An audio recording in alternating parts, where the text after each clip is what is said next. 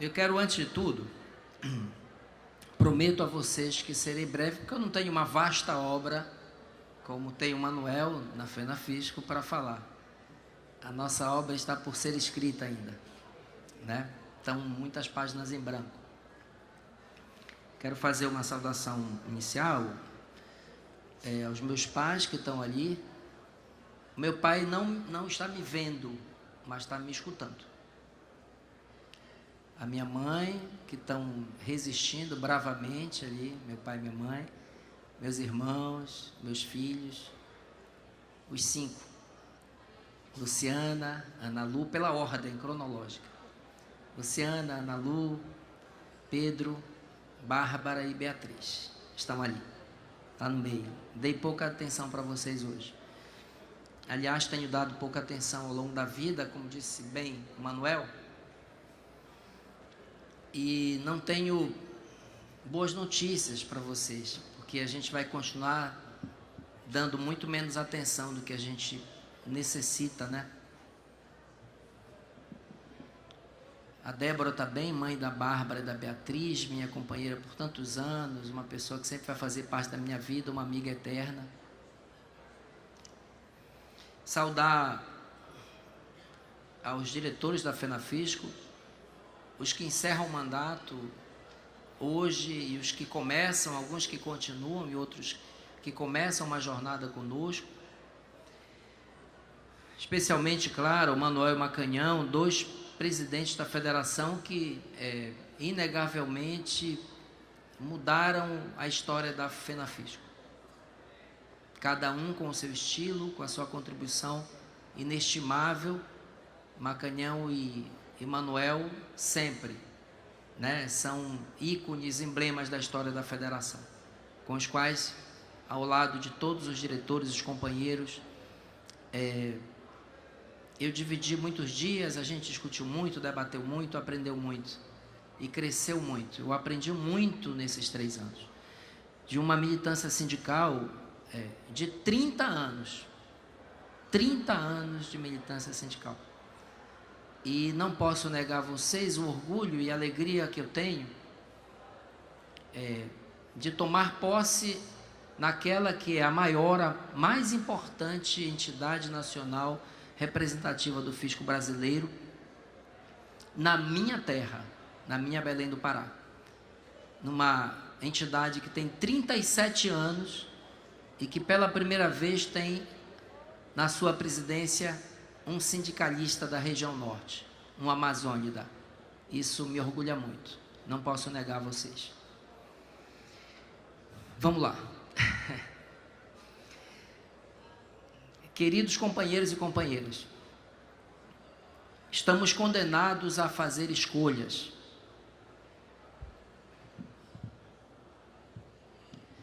E em razão delas, as escolhas, estamos condenados a renunciar a infinitas possibilidades. Esse é o preço das escolhas, do qual não podemos fugir. Não escolher, aliás, é uma escolha. Acovardar-se é uma escolha. Lutar é uma escolha. Encontro-me neste momento entre os que escolheram lutar. Que bom. Lidamos permanentemente com a naturalização de uma realidade que nada tem de natural, porque inventada pelo homem. Aquele homem com H maiúsculo, que não quer dizer o homem, o gênero, mas o homem enquanto humanidade. A chuva, para falar de Belém, a chuva e ao mesmo tempo esse calor intenso da nossa cidade são naturais. Embora as mãos do homem, pela cobiça e pelo consumismo desenfreado, acabem por afetar e provocar alterações climáticas. As montanhas, o mar, a floresta amazônica, são obras da natureza, agredida pela espécie humana, é verdade, mas ainda assim, obras da natureza. A fome, o desabrigo, o analfabetismo, a desigualdade, os desequilíbrios regionais, a brutal concentração de riqueza, o racismo, a misoginia, não são naturais. São um fenômeno social, uma invenção humana. A fome é um fenômeno biológico, natural. Se não comemos, temos fome. Se não saciamos a fome, adoecemos. Se a fome torna-se crônica, morremos. Mas a fome, apesar de ser um fenômeno biológico, é também um fenômeno social, porque uma invenção humana, já que ocorre não pela escassez de alimentos, mas pela concentração de riqueza e pela brutal exclusão social. A corrupção é uma invenção humana. A sonegação é uma invenção humana. Toda invenção humana pode ser desinventada ou substituída por outras invenções, porque o homem inventou coisas extraordinárias. Inventou a justiça, inventou a igualdade, inventou a fraternidade, inventou o amor. O homem também inventou o tributo, a princípio, como castigo infligido aos povos vencidos, a princípio, associado à ideia de dominação, de superioridade. Mas o próprio homem cuidou de inventar um novo Estado, não mais como propriedade de um monarca, de um tirano. Eis que o tributo foi desvestido de suas vestes primevas e revestido com trajes mais modernos, mas ainda assim não plenamente voltado para o bem comum. Hoje, temos uma professora aqui, Adriana, deve estar por aqui, Xia, né?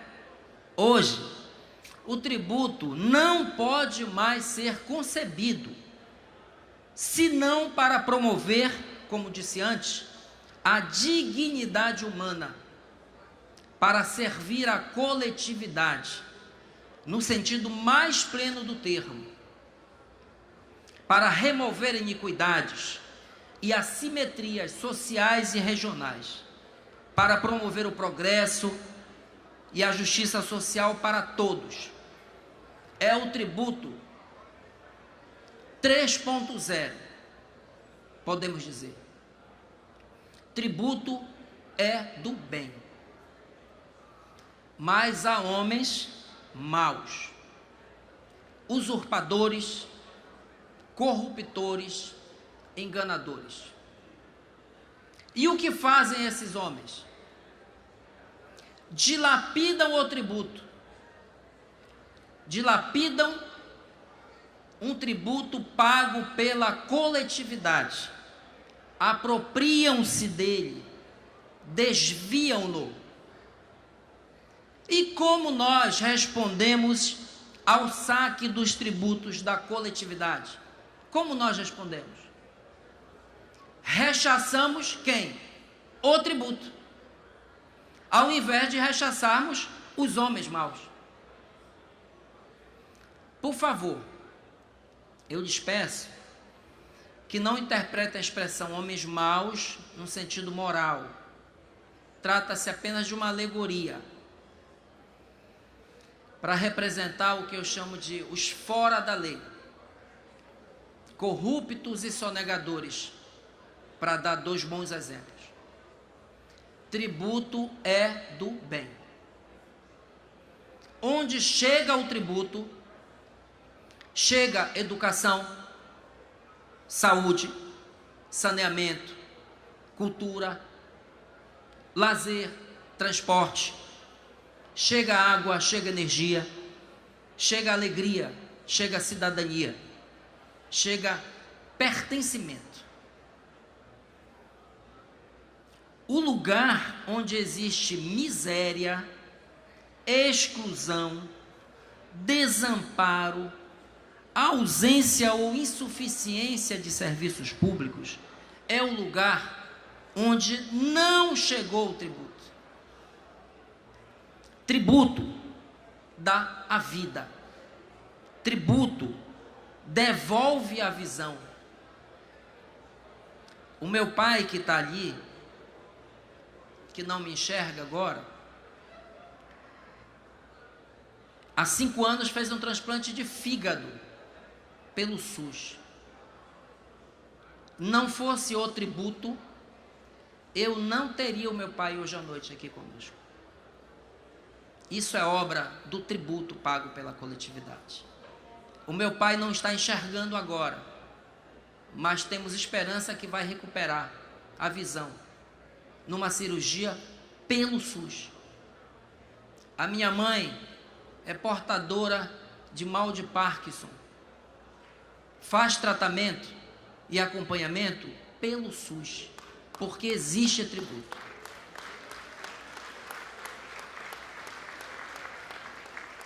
E o tributo não chega nesses incontáveis lugares de todo o país e para esses milhões e milhões de cidadãos e cidadãs, irmãos e irmãs, pelas mãos exatamente daqueles homens maus de que eu falei. O tributo não chega porque desviado dos cofres públicos pela corrupção e pela sonegação, que é um ato, a sonegação, um ato de corrupção. Como bem disse a professora Graziele Davi, do INESC, que foi uma das palestrantes do nosso encontro, disse bem, corrupção, sonegação é corrupção. O tributo não chega pelas próprias mãos do Estado, não só pelas mãos dos sonegadores, dos usurpadores, dos evasores. O próprio Estado contribui para que o tributo não chegue à coletividade. E como ele faz isso? Praticando uma renúncia tributária absolutamente desproporcional, para não dizer irresponsável, em face da dramática realidade social brasileira. A renúncia fiscal de nenhum ente federativo resiste a uma avaliação isenta sobre a relação custo-benefício. Nenhum ente federativo resiste a uma avaliação isenta. Não há transparência, não há prestação de contas. O interesse verdadeiramente público é o que menos conta. O tributo não chega porque não há vontade ou coragem para enfrentar os interesses dos grandes sonegadores e evasores.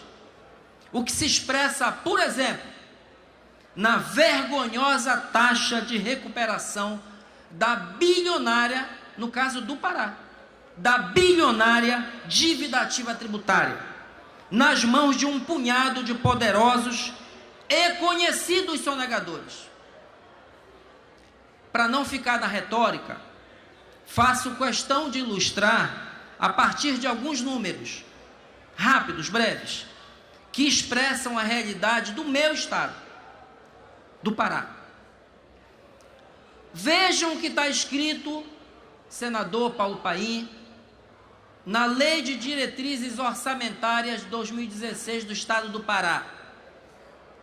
Vejam o que está escrito na LDO do Pará.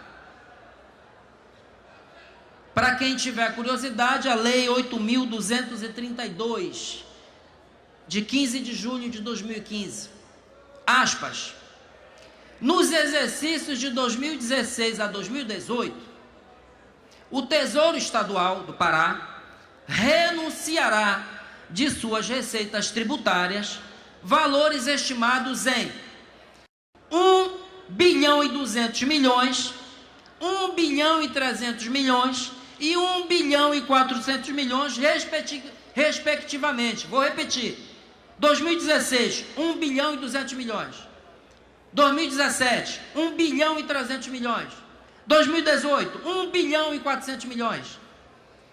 Sendo importante ressaltar, prossegue a IDO, que nas previsões de receitas tributárias para esse período de 3 anos, estas renúncias já foram devidamente expurgadas do cálculo dos tributos correspondentes, não impactando, vejam o cinismo, não impactando, portanto, nas prestações de receitas consideradas para a definição das metas fiscais deste período. A IDO diz que esses 3,9 bilhões, vocês somaram? 1,2, 1,3, 1,4, quase 4 bilhões de tributos que não chegam àqueles lugares e àqueles irmãos e irmãs. Vamos falar um pouco de dívida ativa tributária? Vou falar também do Pará. É importante ressaltar que dívida ativa tributária não está amparada pelo sigilo fiscal. O CTN expressamente exclui dívida ativa tributária do sigilo. Portanto, mais do que poder divulgar, o Estado brasileiro tem o dever de divulgar quem são os devedores da sociedade, mas não o fazem. Procurem quem são os devedores ativos do Pará para ver se vocês vão encontrar. Não vão encontrar em lugar nenhum.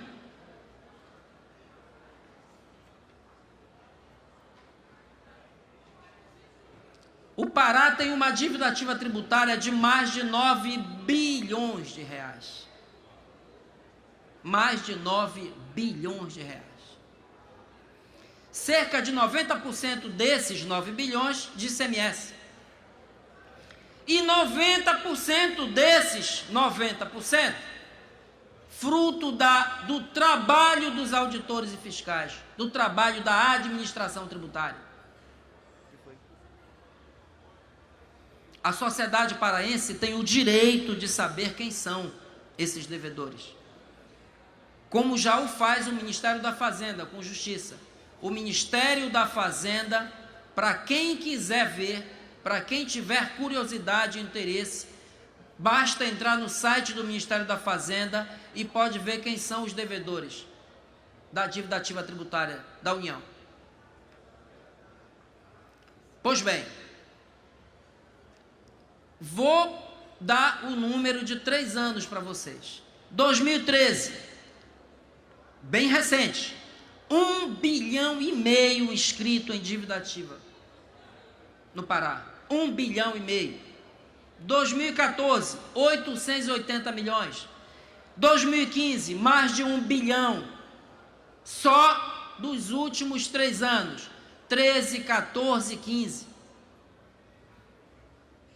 Uma única empresa no Pará, digo o nome, Serpasa, deve mais de 1 bilhão ao povo paraense. Uma única empresa, conhecida, com endereço certo. Uma única empresa. Não estou quebrando sigilo, porque não há sigilo sobre os devedores da dívida ativa tributária. Lembro dos números?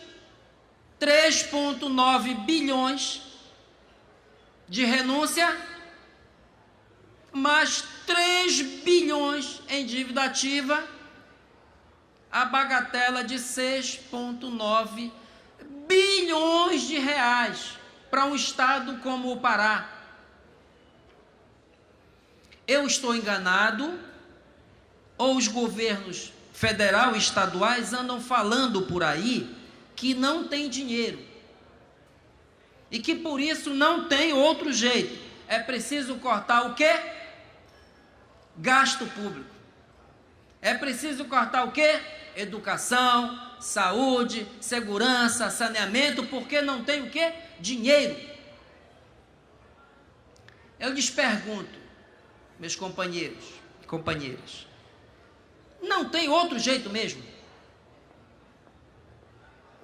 A PEC 241/55, agora no Senado, é um crime contra a sociedade brasileira. Um crime. Um cinismo. Uma apunhalada nas costas do povo brasileiro. A PEC 55 é criminosa porque desvia a finalidade mais nobre do tributo para enriquecer ainda mais os mais ricos e empobrecer ainda mais os mais pobres. A FENAFISCO tem o dever de repudiá-la e de colocar-se ao lado do povo brasileiro contra essa barbárie. A FENAFISCO tem o dever de defender o tributo em toda a sua dimensão, apontando soluções para que a tributação no Brasil seja aplicada conforme o mandamento constitucional da capacidade contributiva. A legitimidade da função exercida pelos servidores fiscais tributários e pela própria administração tributária confunde-se e está irremediavelmente vinculada à legitimidade dos tributos em si. É o que nos ensina a professora Adriana Schier, no livro A Institucionalização da Administração Tributária, lançada neste CONAFISCO, que muito nos orgulha. E vou além. Não há como, meus companheiros e companheiras, não há como legitimar socialmente a administração tributária sem trabalhar arduamente para legitimar socialmente o tributo, por intermédio da educação fiscal. A FENAFISCO, portanto, tem o dever de se comprometer obstinadamente com a promoção da educação fiscal e da cidadania fiscal. A FENAFISCO defende a autonomia não para o arbítrio, não para a violência. A FENAFISCO defende a autonomia para cumprir a sua função constitucional, o seu mistério constitucional, protegida das ingerências externas, políticas e econômicas. Não para o arbítrio, autonomia para o arbítrio, não. E a gente está vendo isso por aí no Brasil. A FENAFISCO tem o dever de lutar ao lado do povo brasileiro contra a corrupção e contra esse odioso crime social que é a sonegação. Aliás, em tempos de indignação, em alguns casos seletiva, espasmódica, contra a corrupção, como se esta fosse um fenômeno recente dos negócios públicos, e não o é. Eu aproveito para, não em nome da FENAFISCO, não, até porque nem temos discussão resolutiva sobre isso, mas em meu nome, criticar os formuladores do famoso pacote de medidas anticorrupção, popularizado com o nome 10 medidas contra a corrupção. Minha crítica ao pacote: nenhuma medida, uma sequer, a mais pálida lembrança da sonegação. A mais pálida lembrança da sonegação. Supor que é possível enfrentar a corrupção sem enfrentar simultaneamente a sonegação que abastece a corrupção é ingenuidade ou pretensão. Pretensão que beira a prepotência. O enfrentamento da sonegação e da corrupção não é tarefa que se esgota ou se basta pelo esforço multi-institucional. Tem que ser um esforço de toda a sociedade brasileira, a partir da afirmação de uma ética pública calcada na mais límpida transparência e no mais vigoroso controle social. Combate-se corrupção com transparência e com controle social. Quem quer combater a corrupção com sinceridade, se nem mesmo um conjunto de instituições dá conta do enfrentamento desses crimes sociais, quanto mais uma só instituição. Eu falo por mim, não acredito em salvadores da pátria. Eu não me dou o direito de confiar numa única instituição que se pretenda representar o bem contra o mal. Eu não me dou o direito de, em nome dessa pretensa luta do bem contra o mal, dar um cheque em branco a qualquer instituição, por mais respeitável que seja, ou a quaisquer grupos, ou forças-tarefas, ou ligas de justiça, por mais respeitáveis que sejam os seus membros, e por mais nobres que sejam os seus propósitos. Não dou cheque em branco para agir acima das leis e da Constituição. Eu não me dou o direito de cair nessa conversa que beira a chantagem de que as chamadas autoridades podem abusar de suas prerrogativas, sem que haja consequências, sem que haja punição. Eu não me dou o direito de acreditar em superioridade moral de qualquer instituição sobre as demais e sobre a sociedade brasileira. Muitos de nós aqui somos autoridades administrativas. Muitos de nós aqui. Eu lhes pergunto, se nós cometermos algum abuso de autoridade, é certo que fiquemos impunes? É certo. É certo, é lícito, é adequado, é legítimo alegarmos que as punições contra eventuais ilegalidades que cometermos são uma forma de cercear o nosso trabalho ou de amordaçar o exercício da nossa honrosa função pública? É certo dizer isso? Então, por que diabos juízes e promotores querem ficar imunes à sanção legal quando fizerem mau uso da dita autoridade? Por que diabos querem ficar imunes? Com todo o respeito que essas autoridades merecem, ao que me consta, ao menos de acordo com a Carta Magna, ninguém está acima da lei. E quando esse alguém é um agente da lei, essa verdade é ainda mais gritante. Enfim, companheiros e companheiras, não teremos vida fácil pela frente. Não.